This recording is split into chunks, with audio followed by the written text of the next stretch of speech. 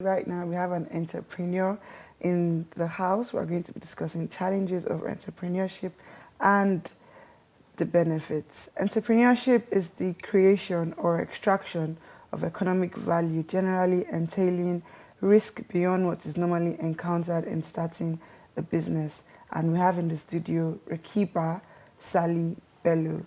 She's here to share her experience about starting her business and challenges she faced.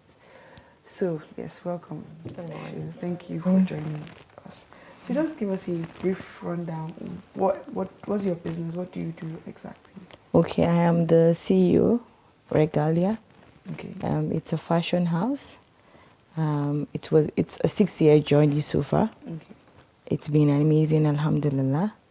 It was born out of passion for fashion, because what I studied in school was physiotherapy, and I'm still practicing anyways. Yes. So how do you balance practicing yeah, and fashion? and Because I know fashion, they're yes. both, intense. Well, I started my fashion business before I got my job as a physiotherapist. Okay. After my service, I was not doing anything. I was bored, staying at home, and then I saw the opportunity because there was office spaces to rent around where I live. Yeah. So I decided, and I told my mom, I said, I think I want to start something. But I'm not good with I'm not good in the kitchen. I thought of baking, but that's not where my heart is. So, and then I said, oh, let me start tailoring and see how it will go. So I started with a very small shop, and within a month, I was convinced to rent another. Because yes, I got the client, the response was positive, and it's been positive all this while. So when I got the job, when I knew I was going to get the job, I had to create a system that will work even when I'm not there. Okay. I had to employ the competent staff, I had to train, and then what I do basically is supervision. And then when I have the time, I go in, I do 1 or 2 things. Okay, but when you started, were you responsible for sewing the garments? No. Yourself? Oh, okay. No, I because know a lot of employed, people do that. yes, I employed my Would you tailors. say you're more of like on the creative side of what the tailors make? You create the Exactly, styles, I the create the outfits. designs and I then give them to make the dresses. Okay, so would you say your priorities have actually changed from when you first started, till now? Priority in terms of When it comes to, you talked about, the idea of you starting up the fashion business in the first place. Yes. Is to make people look good. You Yeah, had a definitely. flair for it. Would you say that has actually changed? Because I know a lot has actually happened within 6 years. More Yes. money, more clientele. I know. I will say, to be honest, both. It brings in the money, and then it also makes me want to do what I love doing. I love to make people look good. I love to see people wear what I make. It makes me proud and it makes me feel valuable. Okay, so I was going to ask, right now in Nigerian fashion space, there's a lot of ready to wear. Like people are sewing and bringing out their designs. As a designer, how do you manage to make sure that, okay, you're not copying? Like, what do you do to make sure that whatever you bring out at the end of the day It's stands original. unique and original to you? You know what? The fashion industry is very competitive now, like you said. So you have to find a way of standing out among others to attract people to you, to buy what you have. Because if you look at it, majority, we almost make the same thing. Yes. People nowadays go for comfort and sometimes modesty, So I try to, I run away from copying styles, because we make big spoke dresses. So even when you come with your fabric and you show me a style made by a client, by a fashion designer, I tell you, no, I don't make what somebody has made. And if you insist, I will tell you, don't mention my name. I didn't do it.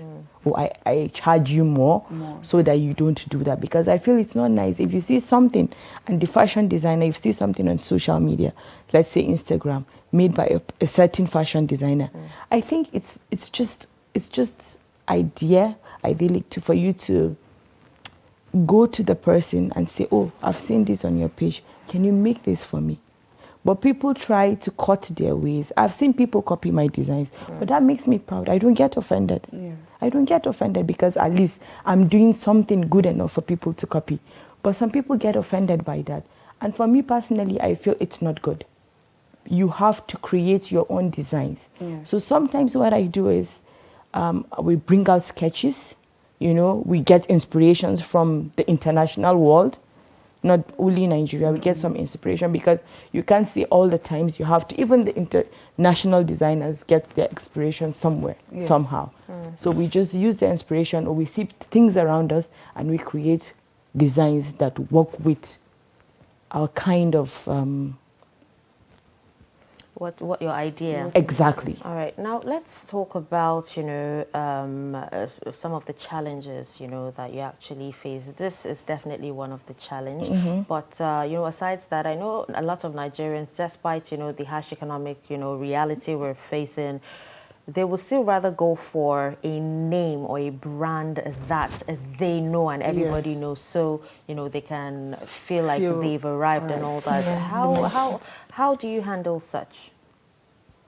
Well, I feel you have your money, whatever you decide, that's what you want, but that's also in place. When I have clients that I've been with for the past 6 years, even when I'm out of business, they wait till I come back. Or even when I take a break, they tell me, no, we can't go to someone else. It has to be you. So for those kind of people, you have to find a special way of, attending to them, even when it's not convenient, because they've been loyal to you. Definitely. They've been your client, over the years. So you give them special consideration. And even the new ones coming to you, you don't want to send a client back. If somebody comes to you, I feel it's a privilege for them to even trust you with their money, to even trust your mentality of making what they want to wear. Okay, we're talking about the harsh economic reality still. How has that affected your business? You don't want me to mention it out. We actually want you to. Right. You don't want to mention it out, because I think the fight is when you give a client an invoice, that's when you start dragging. I think that's what you're People about often get to negotiate with exactly. And they're like, regalia, why, how? And I'm like, even the price of the needle in the market has gone up. So it's not my fault. I'm trying as much as possible. And most times the power supply, it's very poor.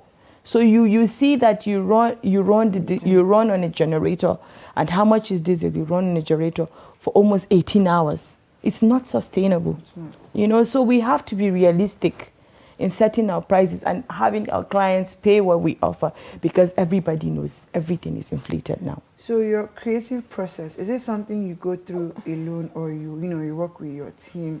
Like if you're going to create a design, what material, what color, do you normally just do that? Because some people are not good with working with other people, especially when it comes to creating something. So for you, is it something you like to do on your own, or you involve the people you work with? It's a teamwork. For me, it's definitely a teamwork, because the way I could see a dress might not be the way it will be made.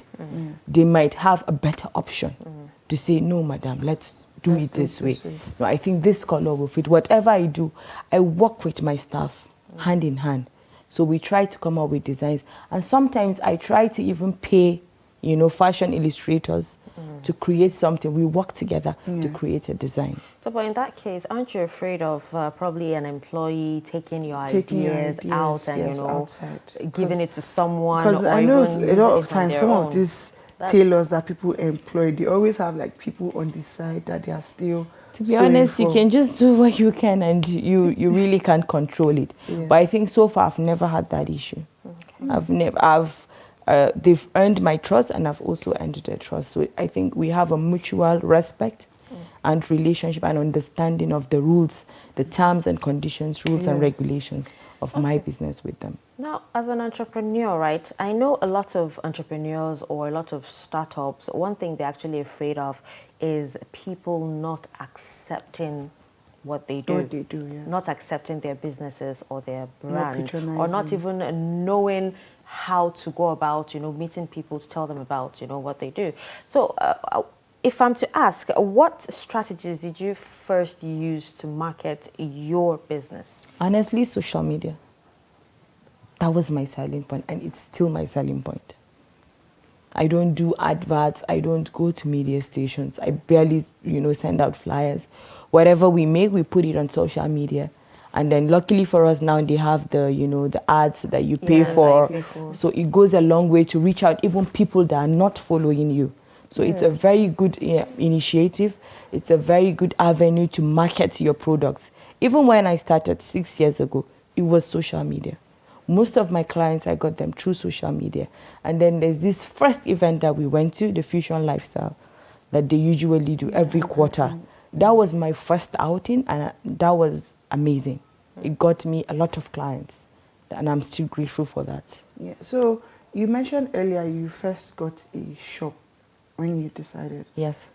How were you able to pick a location that worked for your business? Because I feel like locations, play a very important role when it comes to, especially when you're just opening a business. So for you, was it like you just saw a shop, and you just picked it? You were like, okay, I want my shop to be here no matter what. Let me, find a way to.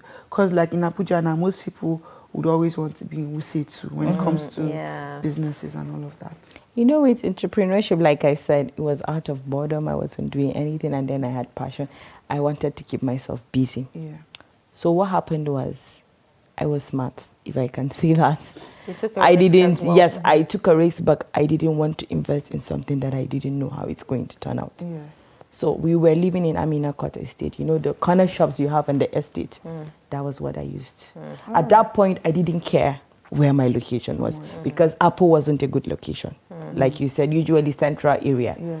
But then in my mind, I'm like, it depends on what you offer. Wherever you are, clients, if you have good stuff, client will always find their way to you. And I don't have any problem delivering your dresses. I made that an option. If you can't come, you can send in your measurements, and then we can make your dresses and go. And believe you me, I had clients coming from Kubwa. Wow. All the way to up. So that sticked with me, that it's the value of what you have. Wherever you are, if you offer good services, people will come to you. And that was how it started. I started the business with just 500,000. It was just a small. I rented this shop for, I think, 250,000. And then we started. The tailors, everybody. In fact, the way we started was very funny.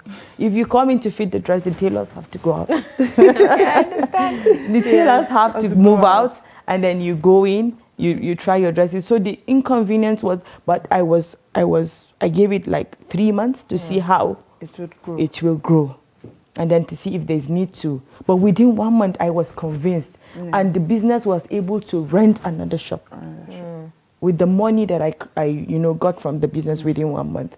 So we had to rent another shop behind. The tailors moved behind. Then we made that a showroom.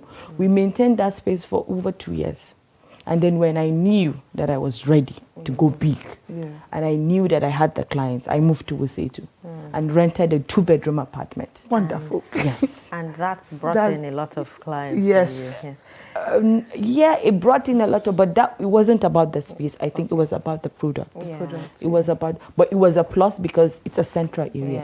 People have easy access to you, and the mentality, like you said, the brand name, the location. With Abuja, is all about where are you. If it's Wusetu, it's catchy. But so for some people, I don't think it's good enough.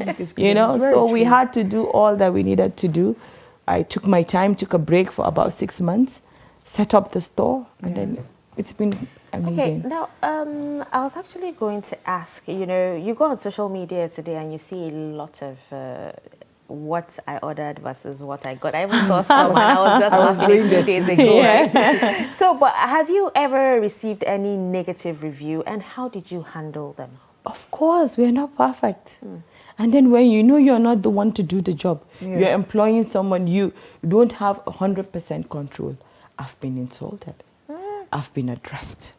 And like they say, customer is always right. But then there was a time something happened and I couldn't sleep for 2 days.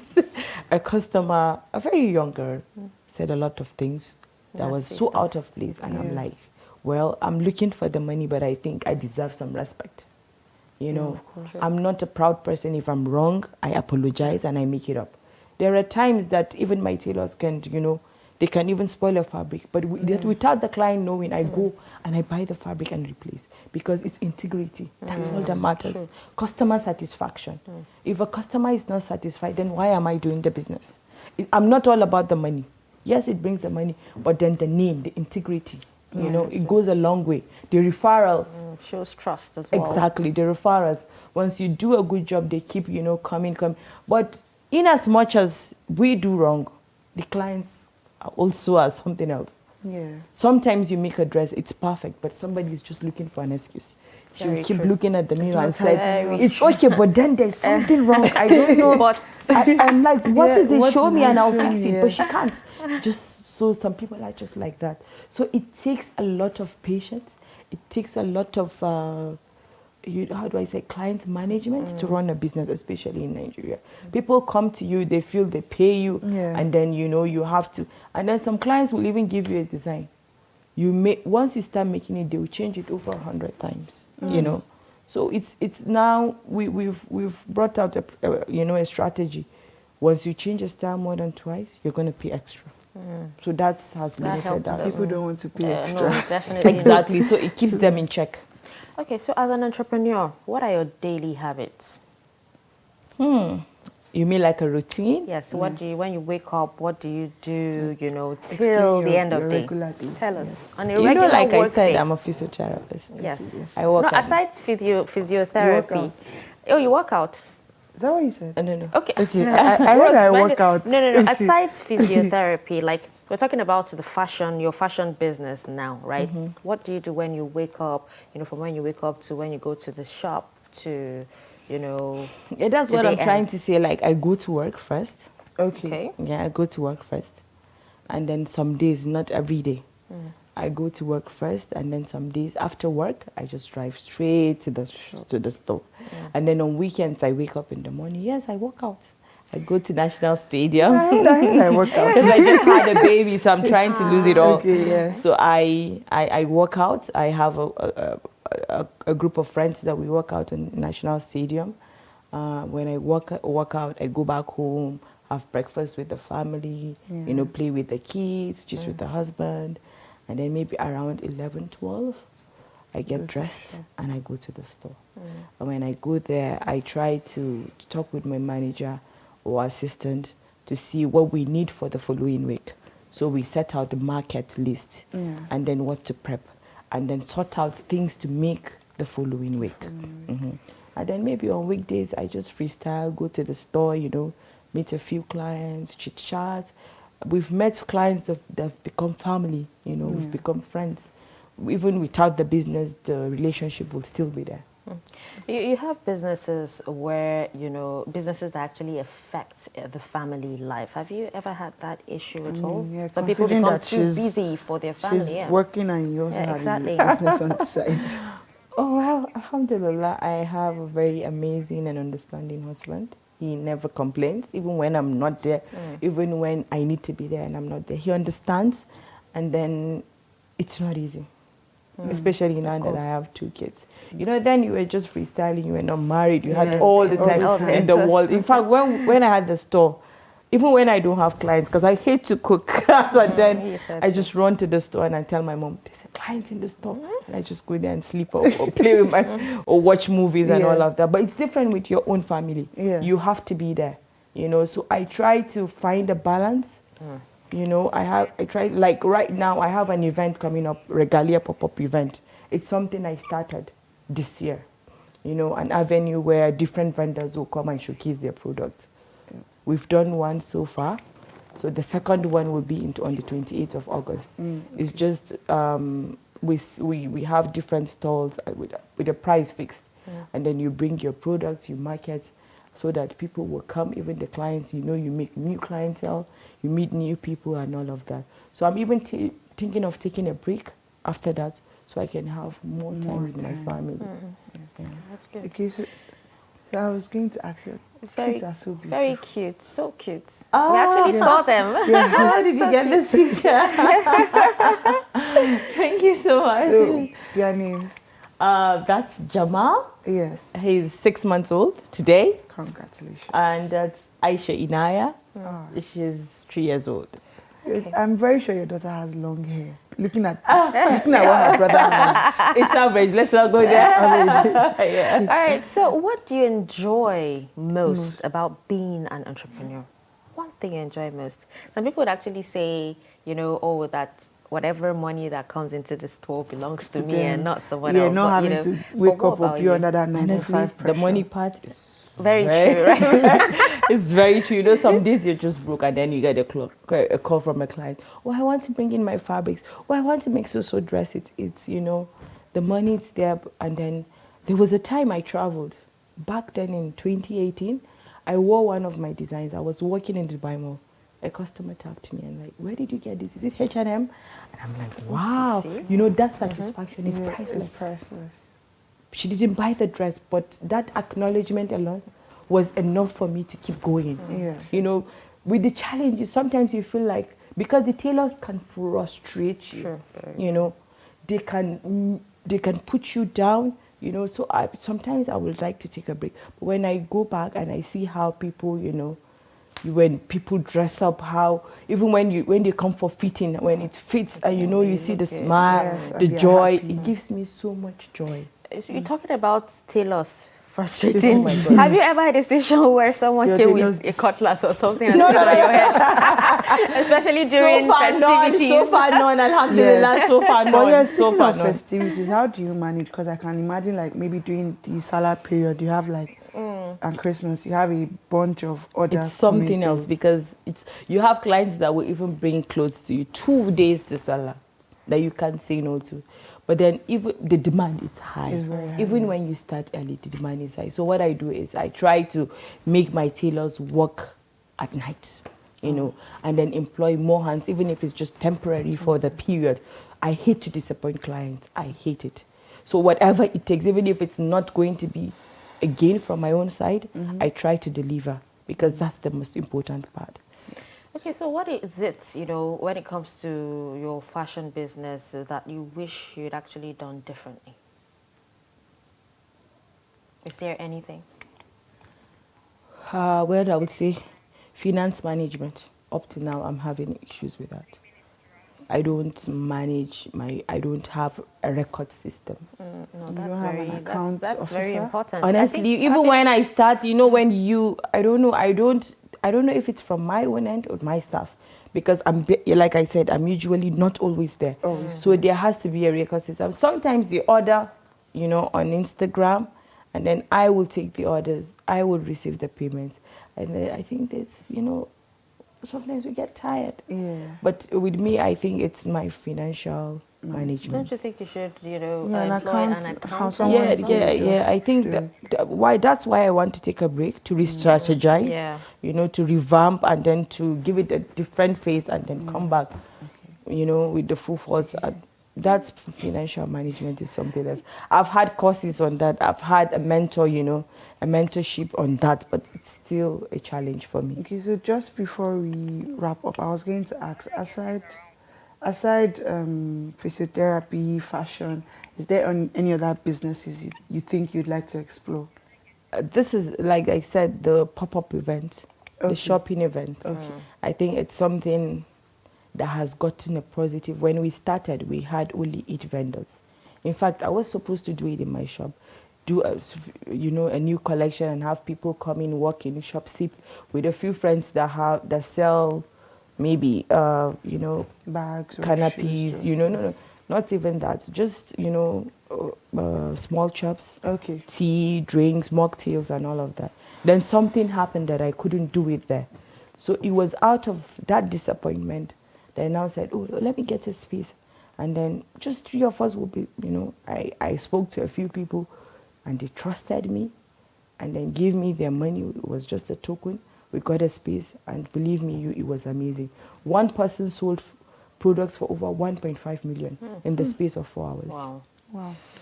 All right. Well, I think with that, we have actually come to the end of this discussion, but it was an absolute pleasure, you know, having you around. Thank you for having me.